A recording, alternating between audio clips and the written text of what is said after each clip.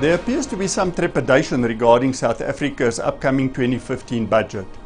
Mind the Gap is therefore an appropriate theme to describe what has been happening in the local tax space. The reality is that South Africa's piggy bank is broken. Minister Nene is looking for more tax revenues. Unfortunately, the looming fiscal situation is compounded by a couple of factors. Numerous parastatals are seeking recapitalization. Rolling load shedding depresses the growth rate.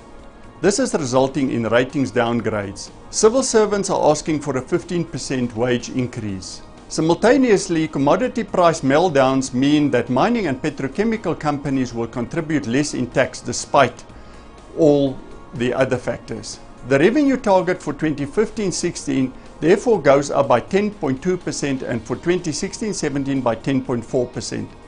This means a revenue target of 1.2 trillion by 2017. At the same time, South Africa's growth rate is currently sitting below 2% with limited upside potential.